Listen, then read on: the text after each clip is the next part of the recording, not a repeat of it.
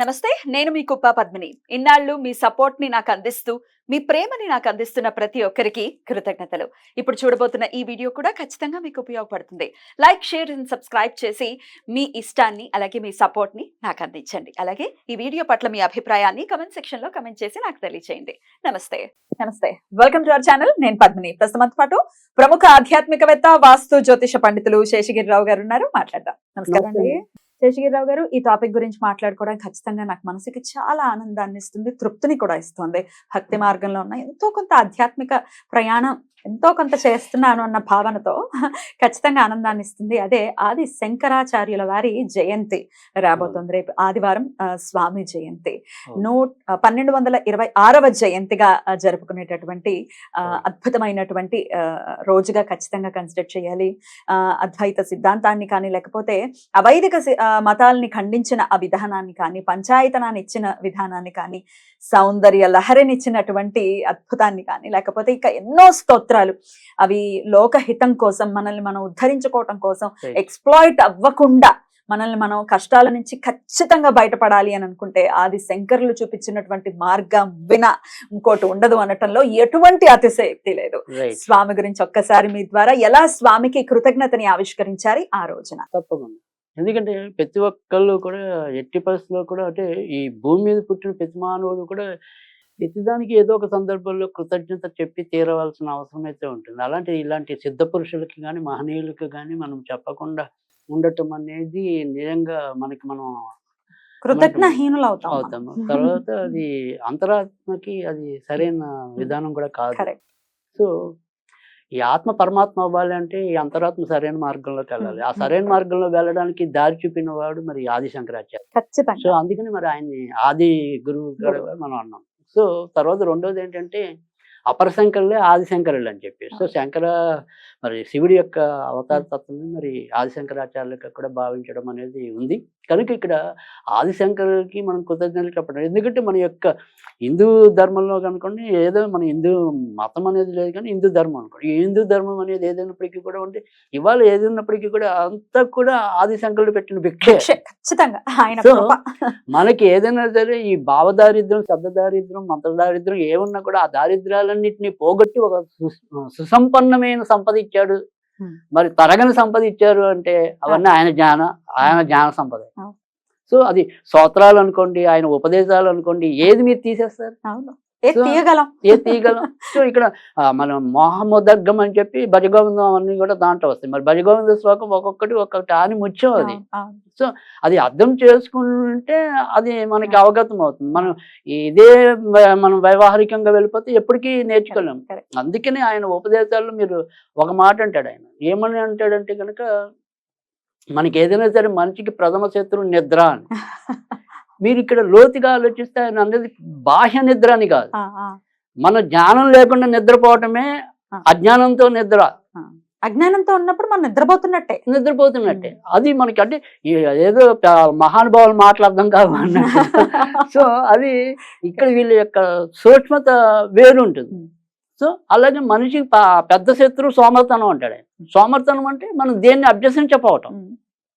So అభ్యాసం అనేది ఉండాలి కదా. మరి అది జ్ఞానానికి ఒకే వ్యవహారిక జీవితంలో మనకి కావాల్సిన సౌకర్యాల కోసం మనం అన్వేషించడంలో తప్పు లేదు. కానీ అలాగని ఆధ్యాత్మిక మార్గాన్ని మనం ఎలా వదిలేస్తాం? ఆధ్యాత్మిక మార్గాన్ని మనం వదిలేసాము అంటే కనుక, దానికోసం అన్వేషణ చేయకుండా మనం ఉండిపోయాము అంటే కనుక, మరి ఇలాంటి శంకరాచార్యుల వరకు మనం కృతజ్ఞత చెప్పినట్టు కాదు, ఖచ్చితంగా కృతజ్ఞమే. సో కనుక ఇక్కడ కృతజ్ఞత చాలా దగ్గరిపోయి ఉంటాయి. చాలా మంది, కొంతమందికి తెలియదు కూడా. ఈ కృతజ్ఞత అని వాడేస్తారు. అంటే మీరు నాకు బాగా సాయం చేశారు, కృతజ్ఞతలు అని పెడుతుంటారు వాట్సాప్ లో నాకు. సో అంటే ఇక్కడ కృతజ్ఞతకి తేడా తెలియని ప్రపంచం మంది కాదు. ఆ తేడా అంటే ఇక్కడ చాలా మంది, అంటే ఏదైనా సరే రీసెర్చ్ చేసే పరిశోధకులందరూ కూడా ఏదైతే పదాలు వాడారు, అంటే సౌందర్యలాగా అనుకోండి, తర్వాత ఆయన చేసిన వివిధ స్తోత్రాలు అనుకోండి, ఆ శబ్దం అనేది చాలా పవర్ఫుల్. సో ఆ శబ్దమే అక్కడ ఆయన దాంట్లో అలాగని కూడా పెద్ద బీజాక్షరాలు ఏమి ఉండవు. శబ్దం అంటే ఇప్పుడు మీరు పాత రోజుల్లో చెప్తారు, ఏదైనా సరే ఒక వంతుని మీద ఒక నియమైన పద్ధతిలో వెళ్తే కనుక కవాతులు ఇలాంటివి చేసినప్పుడు ఒకసారి వంతుని కూలిపోతుందండి. మన సైన్స్ చెప్తుండేది పాత రోజుల్లో.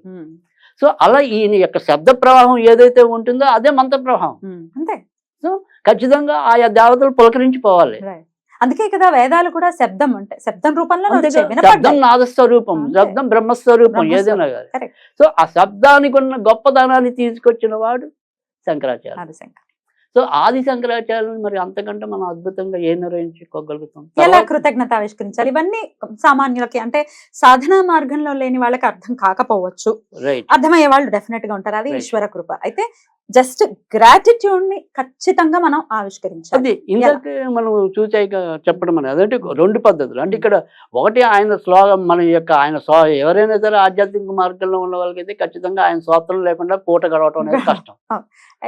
అంటే ఏదైనా సరే ఇప్పుడు లలిత పంచరత్నం అనుకోండి, హనుమత్ పంచరత్నం అనుకోండి, శారద భుజంగ స్తోత్రం అనుకోండి, కనకదారస్తం అనుకోండి, గంగాస్తవం అనుకోండి, దగ్గరలో ఉంది మనకి గంగాసత్వం. మరి గంగాస్తవం అంటే అన్ని ఆయన పెట్టిన భిక్షగా మీరు ఏవైతే నిత్యం వాడుతున్నారో అవన్నీ ఆయన పెట్టిన భిక్ష. ముఖ్యంగా ఈ మనీషా పంచకాలు అని చెప్పి ఆయన రాసిన 5 ఏవైతే మరి స్తోత్రాలు ఉన్నాయో అవి నిత్యం జరిపించిన మనం పంచమహాపాతకాలని తొలగిపోతాం. మరి అలాంటి ఎంత లోకానికి ఆయన కంటే హితం చేసిన వాడు ఎవరైతే ఉంటాడో అది ఇప్పుడు అందుకని కాకిలాగా కలకాలం పడిన కన్నా ఆంసలాగా కొన్నేళ్ళు బతికిన ఆయన జీవితం 33 ఏళ్ళలో మొత్తం 32 ఏళ్ళలో మొత్తం ఏది ఇవ్వాలో అది ఇచ్చేసాడు ప్రపంచానికి. వినియోగించుకోలేకపోవడం మన కర్మ. అందుకే నేనంటున్నా ఇప్పుడు ఆయన ఇందాక మరి ఇప్పుడు ఇవాళ మనం చూస్తున్నాం ఆయన ఈ గురువుకి ఒక మంచి ఉదాహరణగా ఆయన చెప్తారు. ఆయన అంటే ఎప్పుడైనా సరే గురువు అన్నవాడు, ఉత్తమ గురువు అన్నవాడు ఎప్పుడు కూడా శిష్యుడి యొక్క తత్వాన్ని గమనించాలి, శిష్యుని ప్రేమించాలి అని.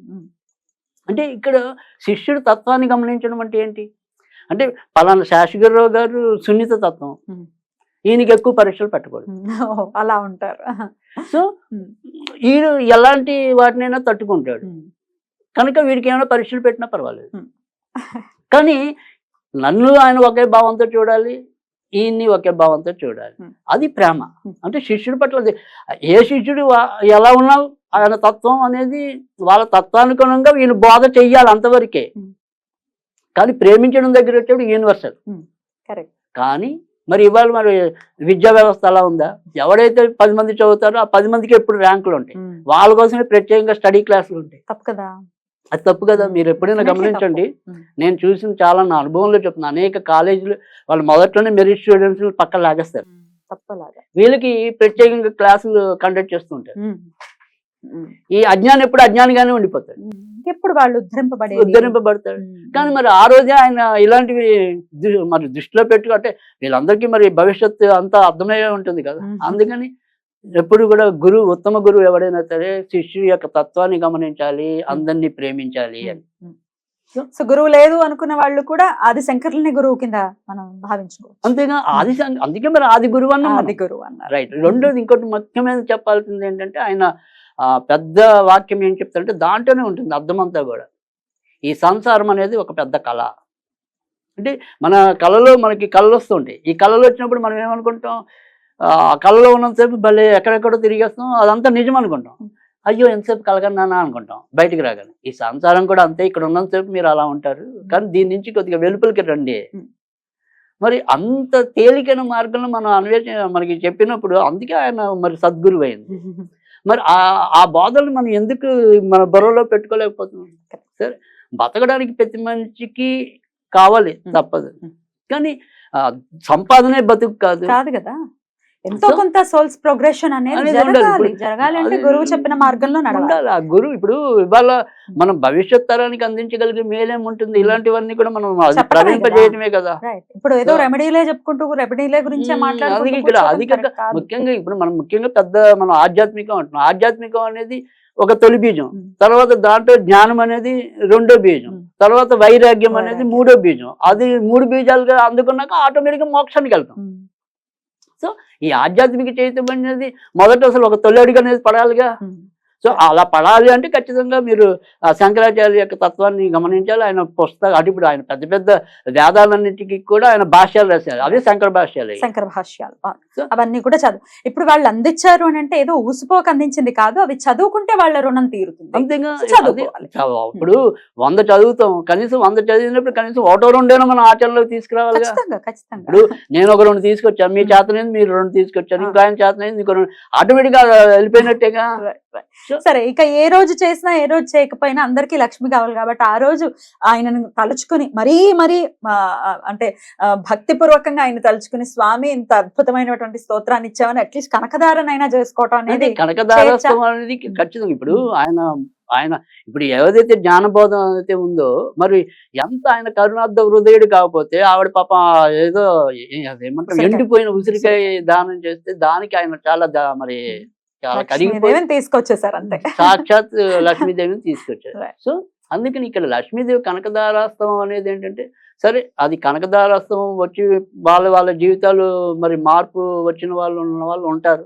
సరే, లేదు కనకదారాస్తవం చదువుతున్న మా జీవితాల్లో పెద్ద మార్పు రాలేదు అనుకున్న వాళ్ళు ఏంటంటే ఖచ్చితంగా ఒక 2 పద్ధతులు అయితే ఆచరించాలి. ఒకటి ఏంటంటే ఎప్పుడు కూడా కనకదారాస్తవం అనేది ఎప్పుడు కూడా మనం కోరిక చెప్పుకుని చదవకూడదు ఫస్ట్ థింగ్. కోరికలు ఎందుకంటే దాంట్లోనే ఆయన మనకి మన తరపున ఆయన కోరేశాడు లక్ష్మి వీళ్ళింటో ప్రసరించాలి.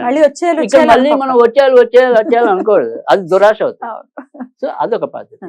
తర్వాత రెండోది ఏంటంటే ఏదైనా సరే లక్ష్మీదేవి ఎప్పుడు కూడా తెలుపు రంగు స్వీట్లకి ఆవిడ మైమర్చిపోతుంది.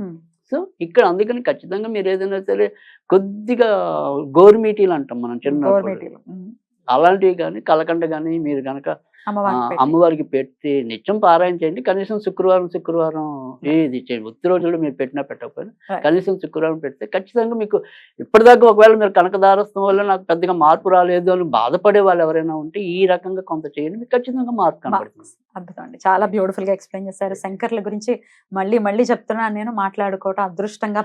ఇప్పుడు మనకి నిజంగా చెప్పాలంటే ఈ 5 నిమిషాలు 10 నిమిషాలు సరిపోదు. మనం ఎన్ని ఎపిసోడ్ అలాంటిది మరి మన జన్మ సార్థకత పొందాలి అంటే, మన జన్మ సరిపోని విషయాల గురించి మన జన్మ సార్థకత కావాలంటే కనీసం ఒక్క విషయాన్ని ఆచరించలేము. ఖచ్చితంగా ఆచరించాలి, మొదలు పెడదాం. తప్పకుండా అది అడుగులు అయితే పడాలి మనం. మంచి విషయాన్ని తెలియజేశారు శేషగిరిరావు గారు, కృతజ్ఞతలు. నమస్కారం అండి.